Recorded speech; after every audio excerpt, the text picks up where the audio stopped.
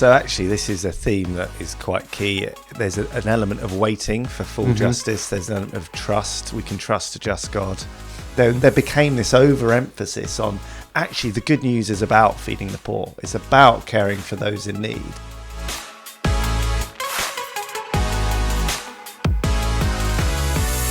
Hello, welcome to another episode of Postcards from Antioch, a teaching and discipleship podcast from Barton Church.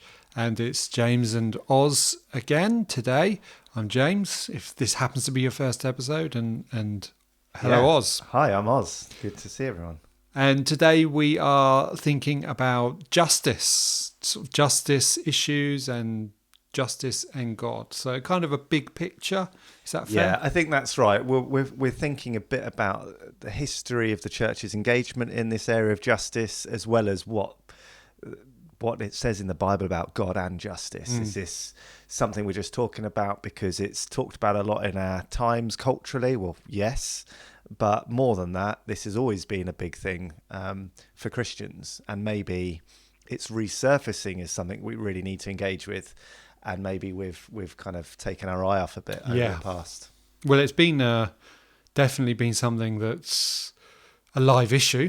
I mean, particularly our culture here in the West, in the UK, with our own history as a nation. These issues are very, very relevant for our identity and for sort of processing and dealing with what's in our past. Yeah, that's right. From, gender equality to abuse scandals to conflicts around the world, injustice maybe in your own job or career development and all sorts of, every area. We've all probably got stories, haven't we, of areas that we've found injustice has been done against us or to others. And we're in a culture with social media where people can quite quickly jump on that and then spread a message that challenges a wrong. So maybe there's lots of factors that have led to this being really big in our time. Sure.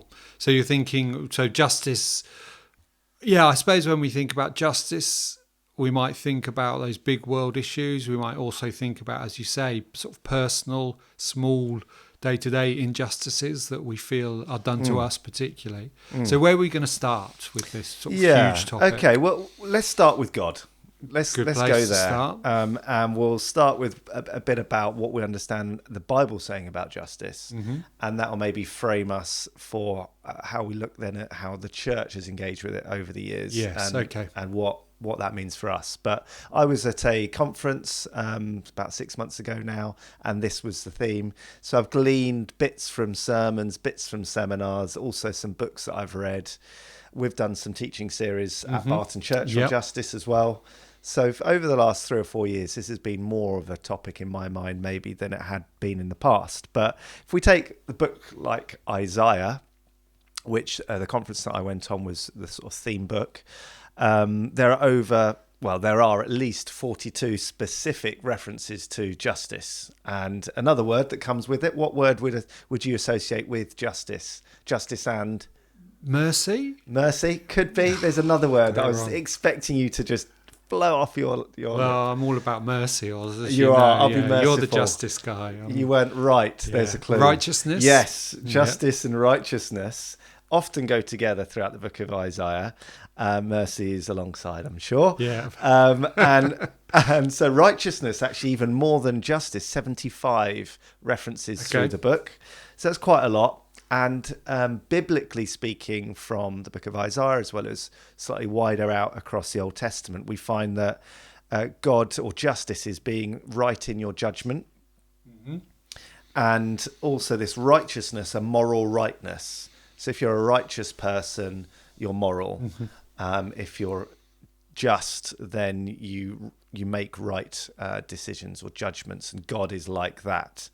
But this is a bit less than God being, well, he's lots of things. He's loving, he's merciful, he's just, he's kind, he's forgiving. It's not, we don't really look at the characters of God and kind of go, oh, he's a bit this, he's a bit that, and that makes what God's like. What we find that his actions and attributes are kind of overlap, and we find that God is the God of justice. Justice is something that he defines because of it coming out of his very character. Yeah. And so there's a bit more. But let's just look at a couple of verses that maybe help us rather than people just believing what we say. Heaven forbid. Exactly. So if you could read Psalm 36, verse 6, and I'll find Psalm 36. I'll find another psalm. 6. Okay. Psalm 36, verse 6. Your righteousness is like the mighty mountains, your justice like the great deep. O Lord, you preserve both man and beast. Excellent. So there we go. There's some example. Another one, Psalm 89, verse 14 says, righteousness and justice are the foundation of your throne. Love and faithfulness go before you. So this is that it's compared to be alongside love and faithfulness. It's not just this kind of steely doing right, moral correctness.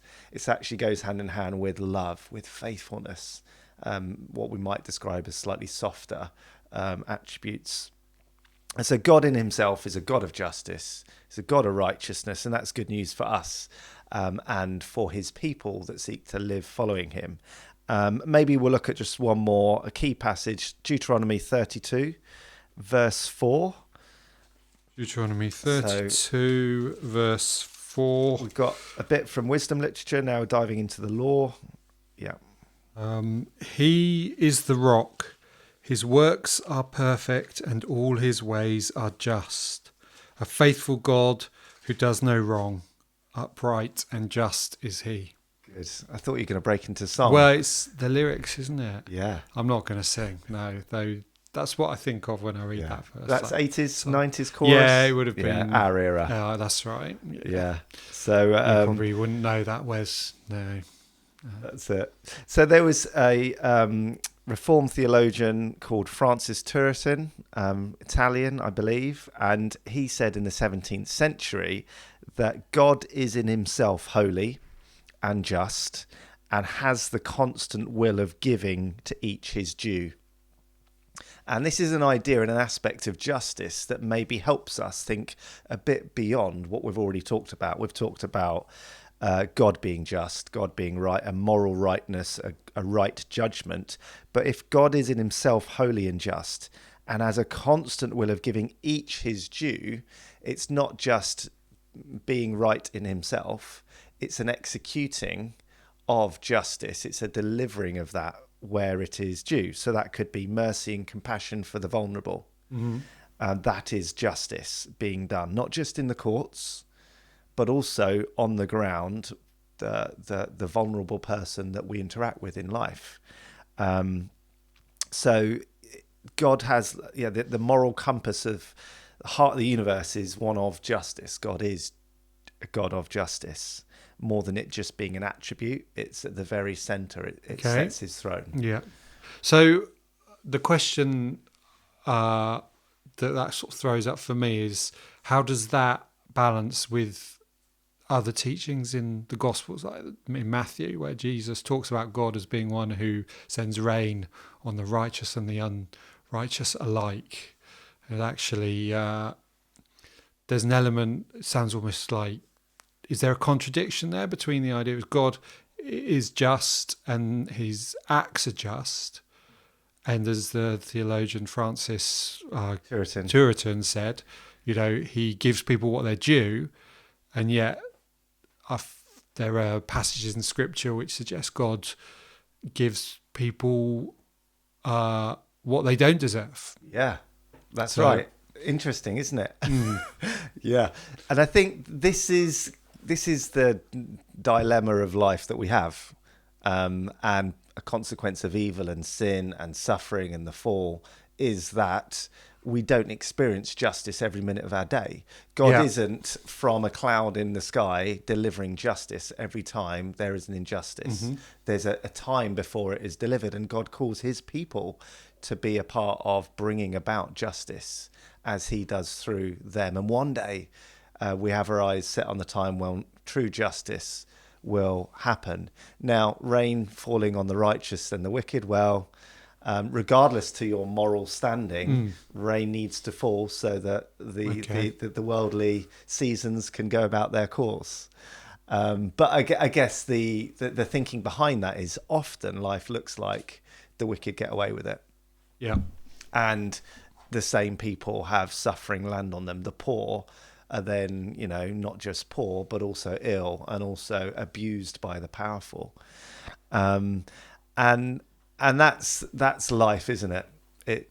We don't experience justice constantly, but God has a plan for bringing about his justice through his people and through his actions in history, ultimately on the cross. So lots to discuss and think about, and we will move to some of that. One of the questions that I've got here was, what questions might that raise? And that's one that's raised rightly from you. What difference does it make that God is just like this? So what difference to you, James, does it make that God is a God of justice in your own life? Well, I think, like you say, you don't experience that justice yet. So for me, I think one of the main consequences for me is that I tend not to worry about, particularly on a personal level, things that I perceive as being just or unjust towards me, because I know one day everything will get sorted out. Both the things that have been done to me, but also the things that I have done, the injustices that I have sort of committed, which I think is both a comfort for, like, as you say, I don't need to feel the need to get justice, because I know that one day, if I deserve it, God will give me justice. But on the other hand, I also have to think about, well, am I going to be on the other side of that coin? Am I, have I been unjust and have to account for that at some point? Yeah. So actually, this is a theme that is quite key. There's an element of waiting for full justice. There's an element of trust. We can trust a just God. And I would say that too, the confidence that even when we're unable to see good come about in a situation of injustice, we know that one day God will do that, and maybe he'll do that in his timing. So it's often a wait. And that's why this is we want justice now. I want justice, wars to stop, peace to come. We want that, don't we? But there's learning, there's growing in the waiting, as painful and as hard as that is. And a lot of this kind of really comes together at the cross, where justice and mercy meet, where righteousness is displayed. But we're not going to focus there on the cross today. We're going to look at some other parts of the Bible and other wider terms. But we do need to keep in mind the cross as that great moment of justice, and therefore how we as Christians live our life is based on the fact that God has dealt with our injustice in our heart, because we've sinned, we've fallen short of his standards, and we should receive what is our due, which is dealing with the sin and our own judgment and death. But Jesus has taken that on the cross and promised us forgiveness forever and life with him. So justice is at the heart of the Christian story of salvation, and one day is what we've got our eyes on experiencing in its fullness. But until that and before that, what are some of the other differences? What are some of the responses we might have to injustice in the world around us? How do you hear about something on the news, how do you respond? So there can be a few emotions that you can, certainly that I have experienced. There can be a sense of anger, so you can feel angry at what's going on. And sometimes with that can be a sense of despair or hopelessness, the sense that there's an injustice and you can't do anything about it. You can't, you can't change that. And you can feel powerless. Yeah, definitely. And there's a biblical word that I guess this whole theme brings us to talk about a bit more as well, which is lament.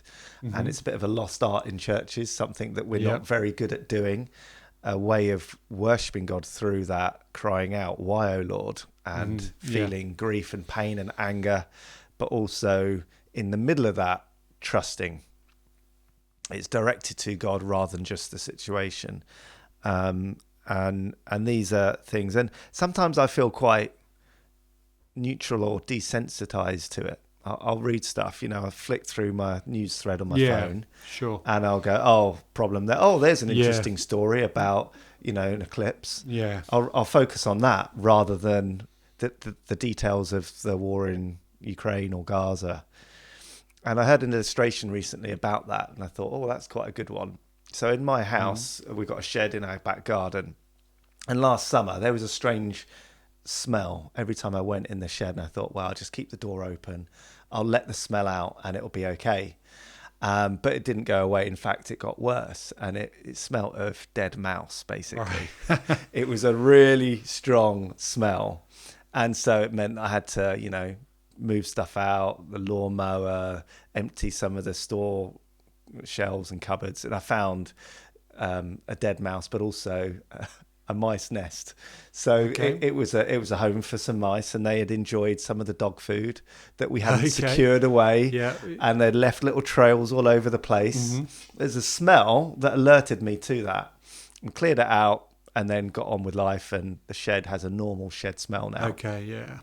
But the illustration that I heard was that often, like, you only notice a new smell. Yes. Like, what's the smell of this room? Yeah. I don't know. It's just nothingness. Yeah, that's right. You just what we're nose blind. Exactly. So you notice new smells, be that good or bad, and often because all around us is injustice on our news feeds in the world, we get so used to it we don't notice it. And sometimes it's like that. Maybe something really bad, we notice it. And therefore we react to it. We do something about it, and we get so familiar with injustice that we're blind to it. Yeah. And so let's think a bit about the history. How has the church engaged over the years in this? Okay. So if we've established God of justice, a bit of a storyline of where that goes through to the cross and when he returns and brings about complete justice. So surely the church has already got this right. Well, yeah, no. we know that. I think, it'd be interesting because I think our perception may not always be accurate. Like, I think sometimes, I think maybe even more and more so, we feel like we're confronted with the ways in which the church has got it wrong over the years. Yeah. But I'm sure there are times where the church has done the right thing. Yeah. So let's start there and see where that journey takes us. We're not going to go back through all of church history, but we'll jump back to the 18th, 19th century, that era of social involvement. And a key word that could reflect Christians engaging with this justice is engagement. So there was an active engagement of Christians in the 18th, 19th century with justice issue. William Booth, who founded the Salvation Army, and his work was described as soup, soap, and salvation, because he didn't just offer salvation when he preached and started the Salvation Army. Yeah. He also offered soup for the hungry and soap for the unhygienic, the dirty. He did a work. And then we had people like Wilberforce with the abolition of the slave trade, William Carey, and work in multiple orphanages. So actually a lot of the leading, not just missionaries, but church ministers and founders to our denominations engaged with justice issues in that era. And often, that's where we go back to when we hear a talk maybe on justice. We hear kind of themes of, these are what our key kind of denominational founders and mission workers engage with. Have you got any favourites like that you that you think, oh yeah, that was significant? Who was a key person in the Baptist tradition? Well, I think, I mean, obviously in the Baptist tradition, Spurgeon wasn't just a preacher. He founded orphanages as well, I think, or Spurgeon's childcare. I got a bit of through my own study, a bit of a soft spot for the Quakers. Right. Who did a lot of very hot on this. And you've got like Cadbury's and Roundtree, who chocolatiers, but also set up like villages pushed for sort of holidays for their workers and paid for education for workers and things like that. I know the Quakers were very big on these social issues at the time as an expression of their faith. Cadbury's World, have you been there in Birmingham? I've not been to Cadbury's World. I don't know. We did it, and actually, that, as you say, that reminds me that there wasn't just you're employed, here's your job. There was a care for the well-being of the workers, and the town that was set up for the workforce essentially had really good social benefits. It was more than just the job. Yeah. And the I can't remember his name, but I think the guy who invented Guinness, he was a Christian, and Guinness was his way to try and get some nourishment in the bodies of alcoholics. Yeah, full of iron. Yeah. So okay, creative ways of dealing with these social issues. I'm gonna have to look into the Guinness guy. Yeah. 18th to 19th century engagement. Then we moved to the early 20th century, and there was a phrase called the social gospel that came into the fore. Now, here we go. Do you know what WWJD stands for? I'm reckoning you do. Yeah, I do. Again, that's the 90s, isn't it? What would Jesus do? Do you know where that came from? No. America, probably. That's what it feels like. Bracelets. It fits in with the early 20th century. Okay, I didn't realise this. Know this. So a guy called Charles Sheldon published a book called In His Steps. Have you come across I don't know. I've heard the name. Yeah. So Sheldon in the late 1800s published a book. And what he did was have a few chapters on what would Jesus do. Okay. And obviously in the 90s, people must have read this and gone, oh, that's a great phrase. Let's rebrand this, create the wrist bracelets and go WWJD. Yeah. But it goes all the way back to the early 20th century. And as a result of that, there was a increased focus on social gospel, on engaging and the good news coming through actions, the social needs, doing the kind acts that Jesus did in the Gospels to the people all around you.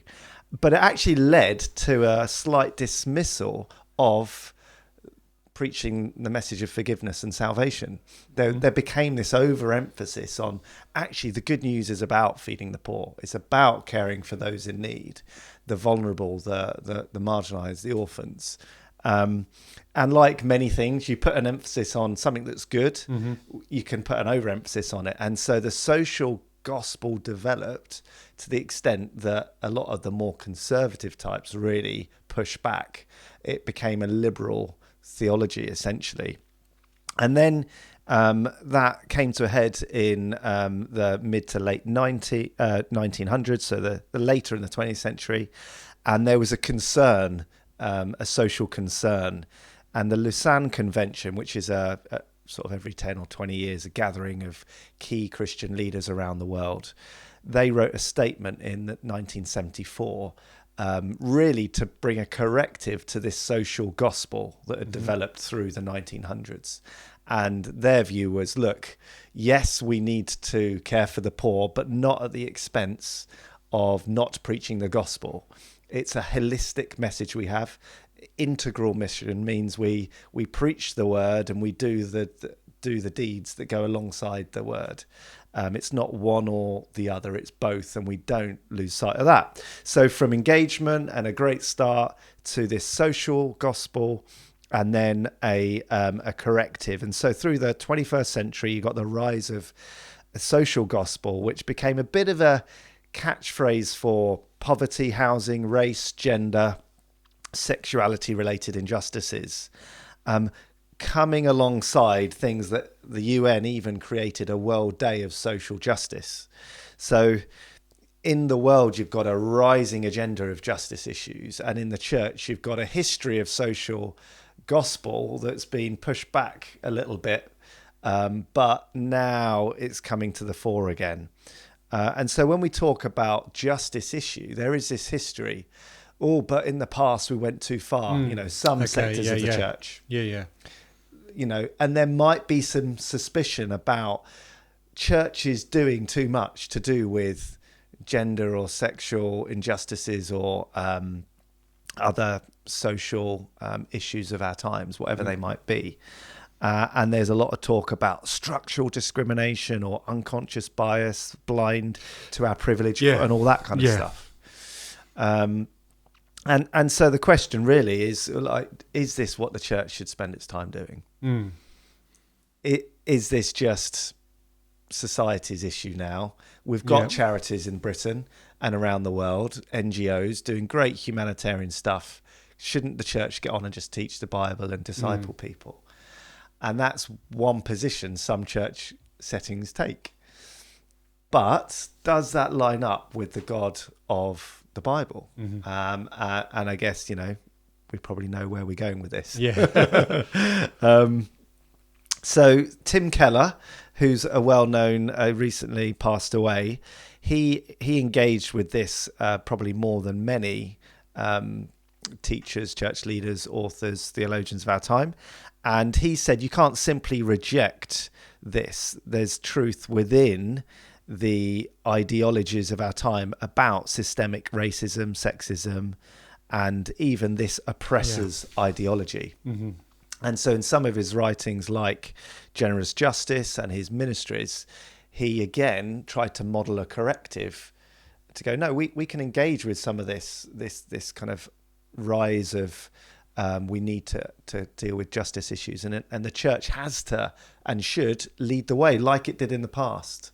So how in our experience, let's go for Barton first of all. Okay.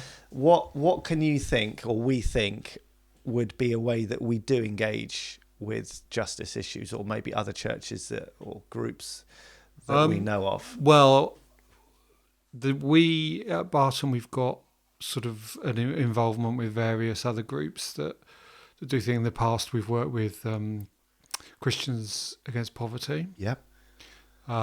We are currently working with Hope into Action, which is about sort of providing housing for people who are vulnerable. So we've worked that, but I think on a smaller scale we do other things which I think are relevant. Like we run lunch clubs and things like that to provide space and food and company for people. We've got what we call Computer Club, which is running this morning, I think. Running right now through there, isn't it? Yeah, which is initially was an opportunity for people who perhaps not familiar with computers to come and have someone who knows what they're talking about help them, but it's kind of expanded into more of a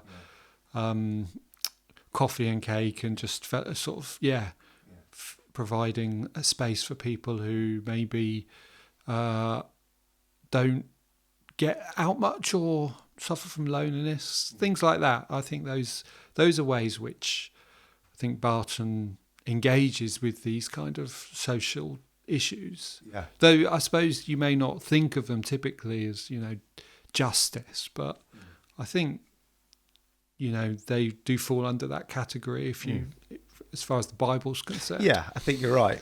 That's really helpful. So if we keep some of those things in mind, one of the things that I came across when I was at this conference was different levels of engaging in justice issues, and it kind of made sense in my mind. So one of them would be the social relief level. Yeah. And that might be a food bank. Maybe people have, bought some extra food and popped it in the food bank box at Morrison's or somewhere.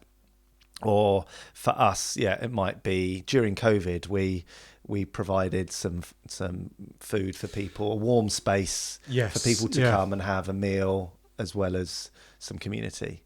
So it's social relief. But then the next level up, you might say, takes a bit more thought, would be social rehabilitation or development. So, okay, we can give people food, but what if we taught people how to manage their debts? They had a bit more money and so debt counselling, hence the CAP course and approach.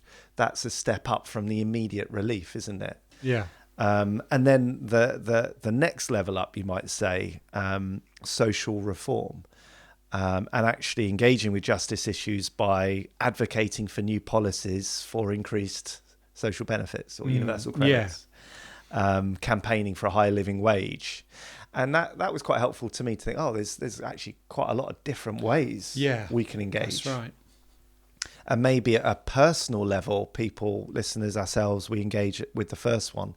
But we could write letters to MPs. We could, get politically a bit more active and care about the laws in our land and the policies, and engage in the reform level, as well as the relief or the rehabilitation, local church, local community project level.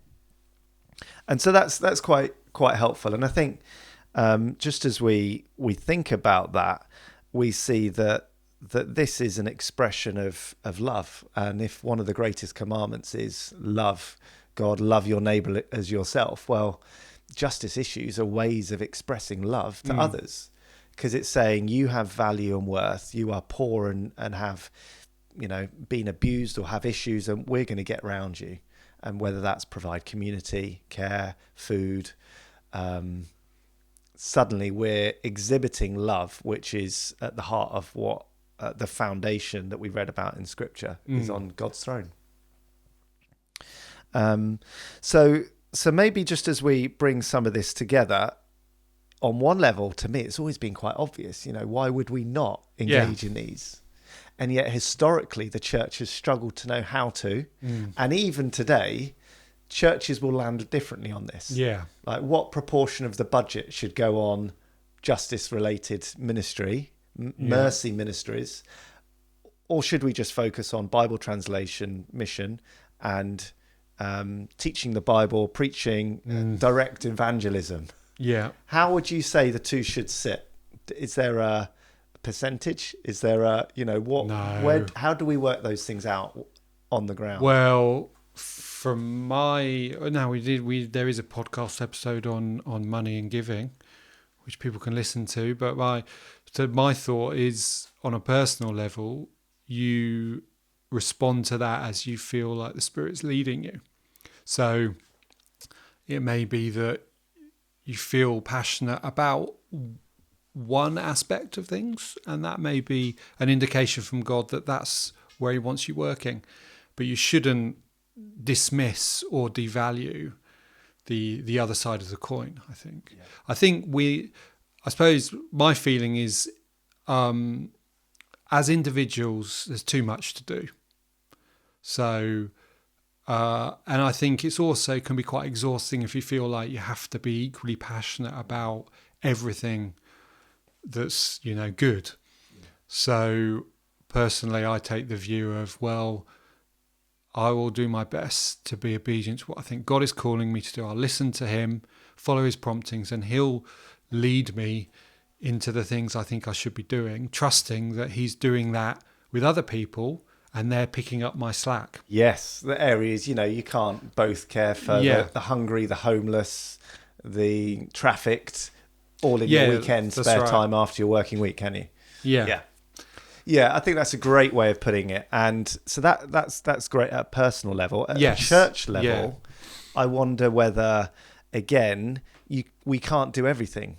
All the needs in Canterbury and Faversham in Kent in the world. Yeah. So what links do we have? What passions? What members are raising what issues to the surface that we can say, well, do you know what? This makes sense. Yeah. A bit like, we've got a house, let's use it for good, absolutely. For a justice issue, rather than an income stream, and that's it. Yeah. And I think that's one way that we've been led as a church leadership, isn't it? And as a staff team, what openings are there? And therefore, it's not a one or the other approach. We either do evangelism and street preaching, or we do social projects. People have described it like two wings of a bird. You know, you just fly with one wing and you go around in circles and probably crash. Yeah. If you've got two wings, then you can actually make progress. And we need to be preaching the word and doing loving deeds, social issues. And yet, yes, salvation doesn't come through the social projects. But I looked, you might know who said this. Someone in a conversation said, I couldn't find who said this. Someone said, "Oh well, on this issue and debating it, I prefer to just save souls." And the response was, "Well, saving souls, yes, but souls are usually attached to bodies." Right. Yeah. Hence, do you remember that? You haven't heard that? No. Okay. I couldn't. I couldn't remember where I found it or heard it from, but essentially. Hence, going back to the soup, soap, and salvation. Yeah. That does remind me of I do know a Spurgeon story. Yeah, come on then. Give us it. So Spurgeon, Victorian preacher, obviously renowned for preaching the gospel, but once a year he would preach on social justice issues, because he as I said, Spurgeon's childcare, they ran orphanages, so he'd preach for people to give to these orphanages. And I think someone came up to him after one of these sermons and said, disappointed. I thought you, Mr. Spurgeon, I thought you normally preached for souls. And his reply was, I do, but the orphans cannot eat souls. And if they could, it would take 4 the size of yours to give one of them a square meal. Wow. So he didn't have much time for that kind of criticism, I think. Yeah, that's it. No, and I think that principle is clear, isn't it? It's not as simple as just do the spiritual. The two go together. We're holistic beings. Yeah. And that's going back to the Lausanne Convention and what many churches would therefore do. How do we both proclaim the good news, but also demonstrate it through action? And we see that throughout the Bible, in the New Testament, the early church caring for widows, having a priority of care in the community, the sick, the lame, the poor, the orphans. True religion is this, that you care for the widow and the orphans, and not simply so don't forget that. So evangelism, discipleship alongside social issues, which are key. And there's lots of wider questions that might raise up about our theology of the end times and what God's going to do when, and how long we have to carry on waiting, and will he just rework all things, or have we got a project to make sure the planet is in the best place possible? And all of that, we're not going to dive into that now. I think we've covered the kind of key topics, a bit of church history in this area, and some of the practical stuff that we seek to do as a church. And yet we want to grow in. Justice, much more than just moral rightness. And it's also giving others what they are due. And that means stepping into the gap when it comes to the poor people we know, the struggling people, the hurting, the people that have been under discrimination. How can we listen, love, get alongside and make a difference at a personal level, as well as at a community, church and globally engaged level? Okay. Thanks, Oz. That's helpful overview and introduction to this topic.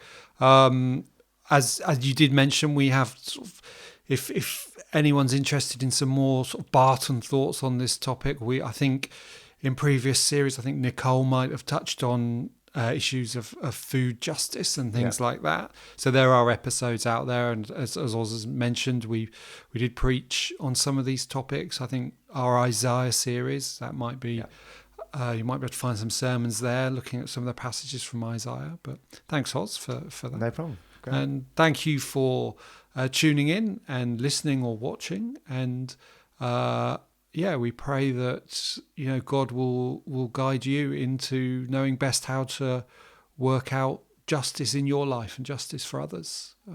So thanks again, and we hope to see you again soon for another episode of Postcards from Antioch. Bye.